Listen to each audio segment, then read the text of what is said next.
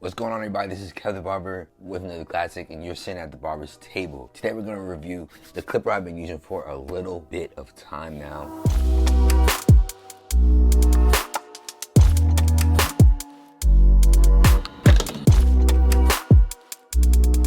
Without further ado, let's get into this clipper and see what it's all about. So I got this about, I want to say for 4 months now, 4 or 5 months I had this clipper. Right now it's listed at $200. I think at its release it was $189 or something. But for those of you who watch my 14 affordable clippers, you've seen that every clipper is like almost doubled in price since quarantine, or it's like no longer available. The black magic clips, I got these for like just above 100 and they were $234. Low-key, anybody trying to buy a magic clip? Nah, bro. But anyway, let's get right back to this. So first thing about this clipper that was really dope to me was its packaging. It was like, it's real premium. It comes in like an aluminum tin casing, and the clipper's just sitting there. And even there's a plastic for you to see it even before you take it out. I thought that was pretty dope. Then underneath there, you have the accessories. Of course, it comes with like a little brush thing, oil. I never really use these little oil things, but just have them nifty in like little boxes. But it's nice that they give them. I have like a tub of Andis oil that I use for everything. It comes with 8 comb attachments. And what's dope about it coming with these attachments is what clippers used to do is they used to come with 1 to 8. They wouldn't have a half or a 1.5 guard. I typically don't even go above a 3 when I use guard. So it's like the 4 to the 8 become like useless. Just like collecting dust and becomes some decoration on my station. So it's dope that since we don't even really use 7/8 as an industry, took those out and replaced them with highly usable guards, which is a half and a 1.5.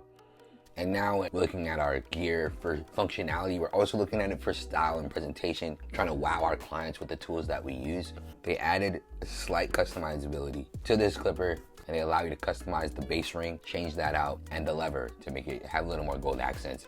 Now, unlike the Magic Clip, which is fully plastic, we have a fully metal design here, and it's a heavier clipper, but it doesn't even feel that way since they made it top heavy. The bottom is so light that you don't really feel it as much, and the tension is up here. So making the top heavier, it almost accommodates your wrist when you're using it, when you're cutting hair. So I think that was a pretty smart move on Babyliss's part. Another feature about the design that I think is extra dope comes with a retractable hook. So not only can you make it stand up and it be pretty sturdy, I don't know why you'd want to stand it up on your station, probably like, hey, look at my clipper, but it allows for you to have a hook on the bottom because it's already long in of itself. So of course the hook being retractable was an intentional move, but I think it was also a necessary move because this thing would be very long if we allowed this to just be out. Now this is the only model I believe that comes with the fade blade. It's graphite with titanium coating. Both being a graphite blade with titanium coating allows for it to be corrosion resistant. What that means is basically it won't rust as easily with like a stainless steel, which is most of these clippers blades have, but the titanium coating also resists against friction, which this is prone to do. There's a lot of things within a clipper that works against itself. So our desire to have a powerful, strong clipper comes with some downsides because everybody loves a fast RPM. Like 7,200 RPM is like a magnetic clipper speed, and super fast clippers like the Andis Masters can go up to 14,000 RPM. It's dope to have such high clipper speeds. You know, you can really cut dry hair very efficiently. No need to go over things as much times, especially if the hair is thinner. But the downside to having such a strong, fast clipper is the clipper's gonna heat up really fast, especially if it's an electromagnetic motor. Having a clipper working against itself that way, you need to alleviate that problem by having some redemptive quality like titanium coating. So this is really dope that they added that in there to make sure that you can have a good clipper, but have it last long as well. I don't know how you guys hold your clippers, but I'm a big proponent of a shape of a clipper insinuating how you're supposed to be holding the clipper. Like this Babyliss Pro FX is shaped like a microphone, circular based shape, while the Magic Clip is shaped like more like a square. And if you look at the top of the Babyliss Pro, you can see that the distance from the back to the top of the clipper is a big one. So keeping your thumb on that top plate right above the power cord is not really ideal. What's ideal is holding it like a microphone. That's the most comfortable position I've found to hold it. One problem I had with this clipper is when you're holding the clipper and you're adjusting the lever, your whole palm is covering the power cord. So when you need to turn off the clipper, you have to move it too much in order to turn it off, which could risk you dropping the clipper. If you take a look at the Wahl Magic Clip, you hold the clipper in the same way. I think Wahl did a really good job here, not just putting the power switch right on top of the clipper, they put it in relation to the adjustable arm. On this clipper, the adjustable arm and the power switch are too far apart for comfort and speed. thing that's smart about this though, when I'm thinking about the shape and the design of it, is generally the average clipper looks like a Wahl Magic Clip. So I think it was pretty smart of them to redesign the way the clipper looks, so when you see it, even if you don't see the logo, you know it's a Babyliss clipper. Two things that work against metal clippers is how heavy it is, which I think they mitigated that problem by allowing the weight to go to the top of the clipper so that your wrist is moving. So that's been solved slightly by it being a metal clipper and putting the weight in the front. But the other thing that's been solved is clippers tend to be real slippery, right? But if you look really close at the bottom of this clipper, it has what they call a barbell grip. Now, if any of you guys worked out, you know what that is. They have these indents, these slight indents, and that makes for more grip. And when you, I don't know about you, I sweat a little bit when it comes to my clipper. So it's dope that they added this feature there so that it's not as slippery. Now, to me, if they put rubber on it, I think it'd probably be a little better for people who have any problem with clippers slipping out of their hand, but that's just something to think about if you're getting this clipper. Now, I think the biggest selling point for this clipper that I've heard before I got it was the clicking feature. I'm gonna be honest, first time I heard about it, I thought it was a gimmick. Like, okay, they added a click to it, cool, sounds good to sell, sounds good to talk about, but what does it actually do for you? Like, does it actually help you as a barber? And I've seen at least two ways that I think this thing solves a problem. Now, when you see all these other clippers, right, a lot of people talk about the tension of their bar. The tension, they like it tight or they like it loose, right? Ugh. That's what she said.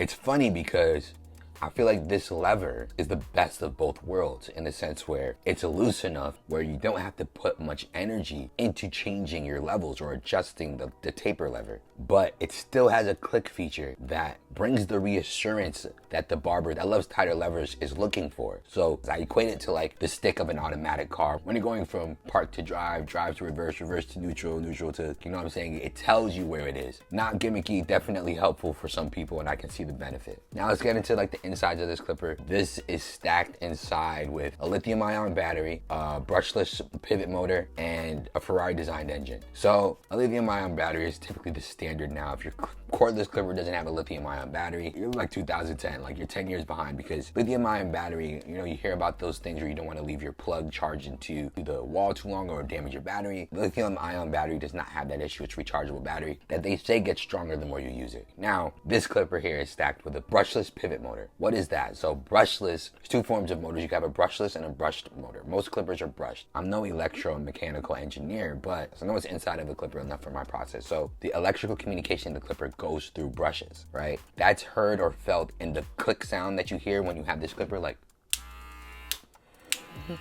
It's more work for the clipper to do that. A brushless motor is more efficient than a brush motor that promotes more torque and longevity to the clipper, which means it won't only perform better, but it'll perform better for long. It's also a pivot motor. I know based on motors that pivot motors typically have 3,600 revolutions per minute. I'm not quite sure if that's the case for this clipper. I do know that it's a pivot motor, which means it's not going to be extremely fast speed, but it's gonna be leaning towards having a lot of power. So in all the research I've done, I haven't found exactly what they're listing this revolution per minute, and I'm not gonna be able to sit here and count those. But I'll say the benefit to having a pivot motor is that it doesn't get hot as fast. So not only is it not getting as hot as fast, even if it were to be running for a long time, it's coated with a titanium blade to prevent even more heat. So very expensive clipper. Would not really suggest this for beginners, but if somebody were slow on cutting hair or taking a long time using the clipper, this is definitely heat proof. There are three types of motors where you have the pivot motor, electromagnetic motor or a magnetic motor, and rotary motor. A pivot motor has high power but lower speed. So like let's take an Andis Master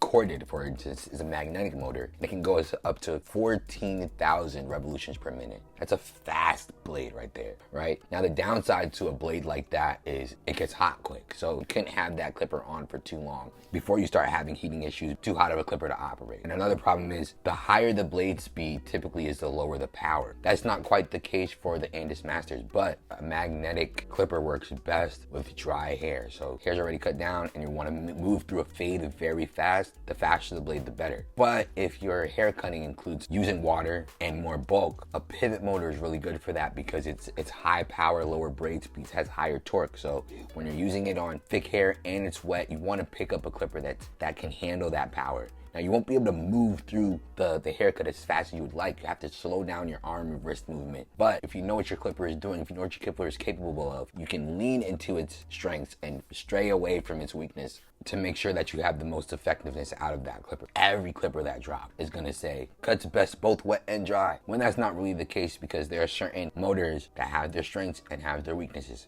has a 2-hour runtime, has a pretty long cord, and it's fairly quiet. Now, a downside I've heard about this clipper is when you turn it on, it takes a quick second for it to turn on.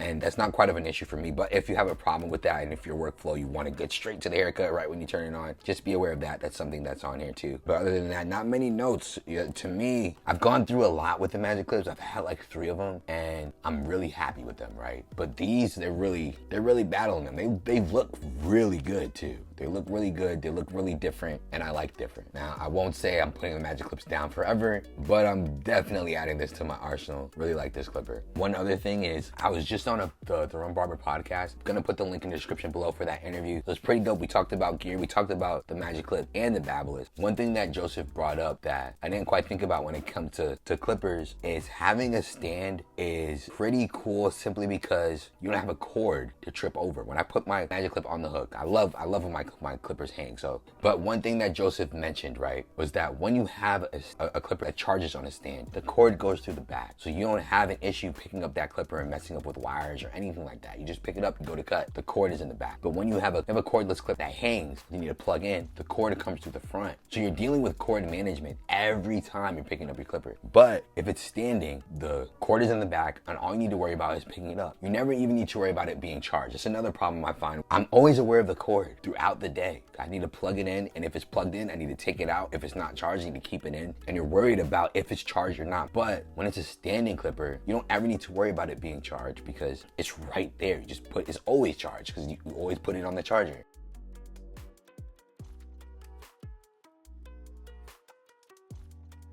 That's my thoughts on it. What are some clippers that you guys use right now? Which one do you think is better, a Babyliss Pro or a Magic Clip? Have you used any of them? Do you think clippers are too much money? Just let me know in the comment section below. Thank you guys for watching. See you guys in the next one.